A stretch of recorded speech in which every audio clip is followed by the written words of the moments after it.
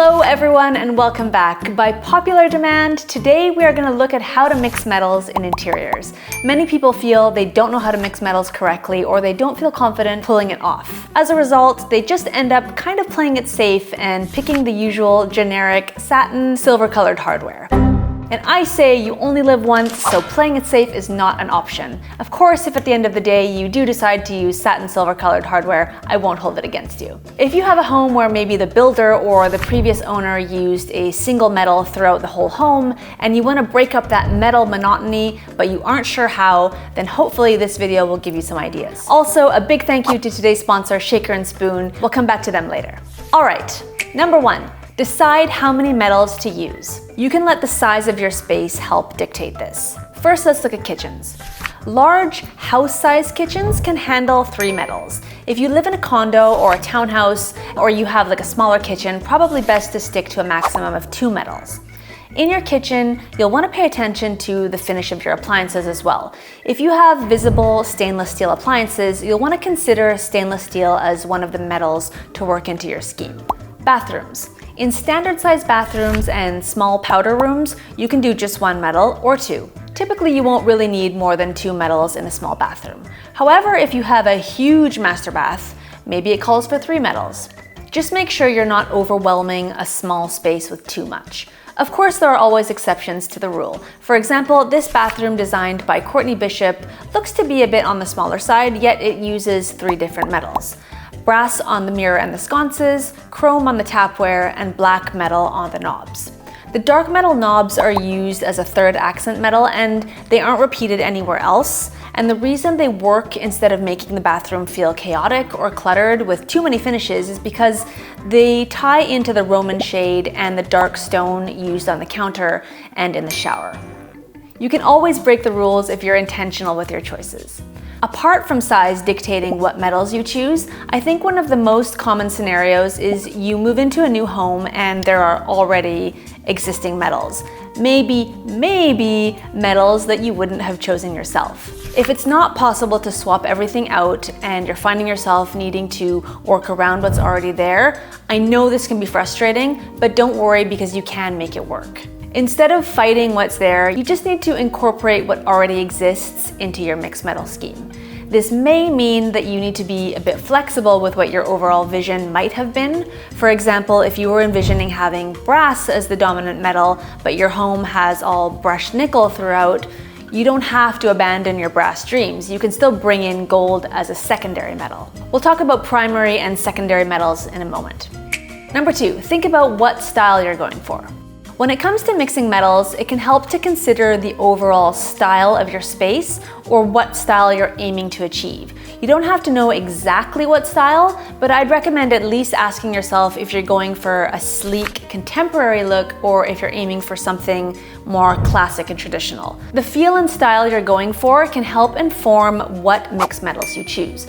There is no hard and fast rule, but I find it can be easier to align certain metals with certain decorating styles. Obviously, we're talking broad strokes and in relation to what's trending right now in the design world. But nickels, antique bronzes, golds, and brass give a sense of timelessness and elegance, so those metals can work well with more traditional classic styles.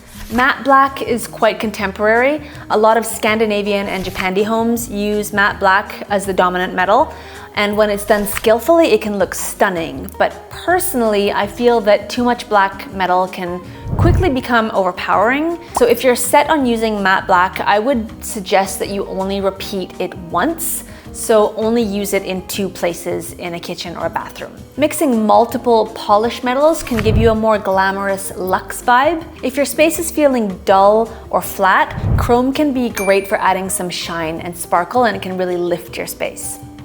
Number 3, select your metals. Now that you've decided how many metals you're going to be using in your space, whether you need to incorporate anything that already exists, and you know what sort of style you're aiming for, it's finally time to pick which metals you're going to use. You'll want to select a primary or a dominant metal, a secondary metal, and an accent metal if you're using 3 different metals. A 4th metal would also be an accent metal. Your primary metal is the metal that you will be using most throughout your space. The other metals that you choose will be used as a secondary metal and as an accent, and they'll be used less. In other words, your dominant metal should always be used more than your secondary, and your secondary should be used more than your accents. If you're using two metals, aim for a 70-30 mix. Use 70% of your dominant metal in your space and use your secondary for the remaining 30%. If you're using three metals, aim for 60-30-10. Obviously, it doesn't have to be an exact mathematical ratio, but it gives you an idea of how much of each metal you should be using. So for example, look at the way the metals were mixed in this kitchen. All the cabinet hardware, the flush mounts on the ceiling, and the sconces are in unlacquered brass. And then the three faucets are in chrome, and the accent is in the black pendant light shade. From what I can see, the stainless steel on the range doesn't repeat anywhere, but the range has chrome handles and knobs which tie in with the faucets, and the satin stainless steel color seems to tie in with the marble tile that surrounds the range. This beautiful kitchen was designed by Jean Stauffer Design, a design firm that specializes in kitchens. They also helped Chris Loves Julia design their kitchen, which you may have seen on social media if you follow them. Here's another example of mixed metals used in a laundry room. Matte black was used on the cabinet hardware on both sides of the laundry room.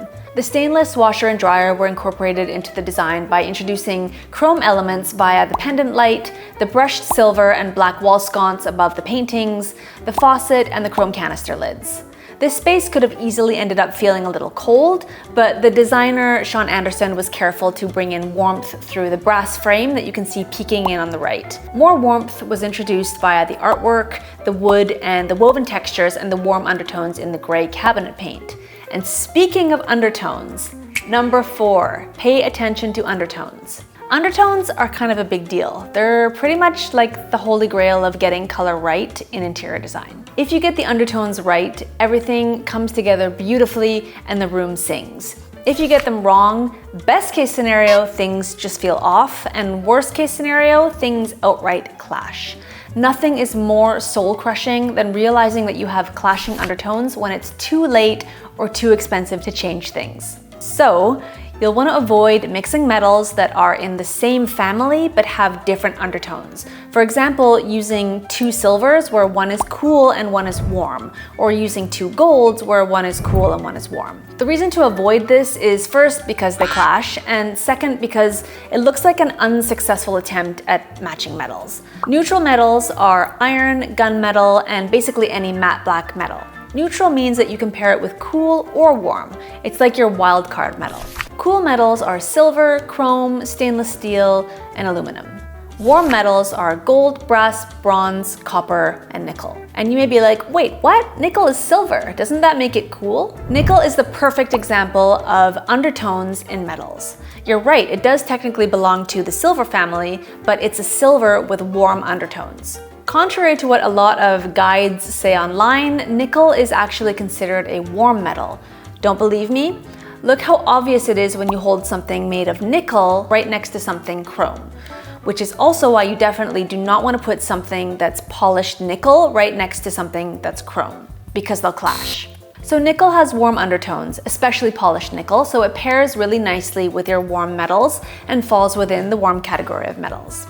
Also remember that different companies call their metals different things and have wildly different variations in their metal colors. Company X's brass might look like this, and Company Y's brass might look like this. So you really need to see the examples in real life and decide for yourself whether or not they match. Also, buying everything from the same company greatly reduces the chance of mismatched undertones and clashing. Mixed metal combination ideas. If you need some inspiration or ideas, some trending mixed metal combos you could try are polished nickel and polished brass, polished nickel and polished brass and matte black, any gold or brass plus matte black, chrome plus brass, chrome plus matte black, brushed aluminum or satin chrome plus stainless steel plus polished chrome. And two combinations to avoid: polished nickel plus chrome, polished brass plus brushed gold. Again, these combinations just look like someone tried to match the metals but failed. Here are some more things to avoid doing if you're mixing metals. First, avoid mixing more than 3 metal finishes at a time. By all means, it can be done, but you do run the risk of making things look chaotic. Number 2, try not to use your metals spread out in an even 50-50 mix. Sprinkle the different metal types throughout the room, following the ratio I mentioned early. Number 3, don't mismatch your faucets. And if you have a pot filler, make sure that that matches your faucet as well. Number 4, don't mismatch your interior door handles and hinges. Number 5, don't mismatch your metal undertones. Okay, let's talk about trends and metals. Metals are not immune to the ever-changing trends in interior design. Nobody can say for sure how long a particular metal will be in or what the next big thing will be, but there are some metals that I feel currently have more staying power than others. Chrome, brass, and polished nickel are trending right now, and in my opinion, they will always be classics. Kind of like gold and silver jewelry. Matte black is having a moment right now, but I think that the black faucet is a fad that has a definite expiry date. I think that black light fixtures are a safer way to incorporate black matte if you're worried about it not having staying power in your home. Unlacquered brass is very hot right now. It's basically just brass that hasn't been coated with a protective lacquer, so it darkens and patinas as you use it. Very big, what with the whole embracing imperfections trend happening right now. Of course, you could argue that brass is being overdone right now and that it will soon fall out of style. After all, isn't that what happened in the 80s? You're probably right.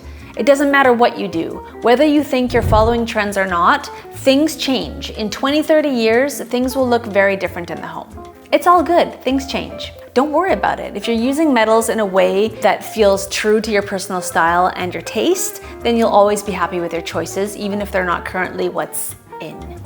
For tons more ideas, methods, and instructions on how to incorporate specific metals into your interiors, go check out the post on my blog, poshpennies.com. I've linked the post for you in the description below. All this talk about mixing metals has got me wanting to mix a cocktail. And that's exactly what I got to do with this amazing cocktail box that today's sponsor, Shaker & Spoon, sent me. I've always loved the idea of making cocktails for special occasions, but I felt too intimidated to try. But this box really proved to me that anyone can do it. It was so easy, not to mention how good the cocktails are. They were all super fun to make and tasted delicious, plus how amazing do all these ingredients look the way they packaged them up. I basically was a professional bartender after my first box. It was actually really fun following the instructions and making the drinks look pretty before serving them. I love that I got to learn how to make 3 different recipes with all these really cool ingredients that they included. If you're a cocktail enthusiast or if you just like trying new things, I highly recommend checking out all the different boxes that Shaker & Spoon have to offer. Just click on the link in the description and use the code POSH at checkout, or go to shakerandspoon.com/posh for $20 off your first box. And then just sit back and wait for all the cocktail goodness to arrive straight to your door. That's shakerandspoon.com/posh, or just use the link below and use code POSH for $20 off your first box. Cheers.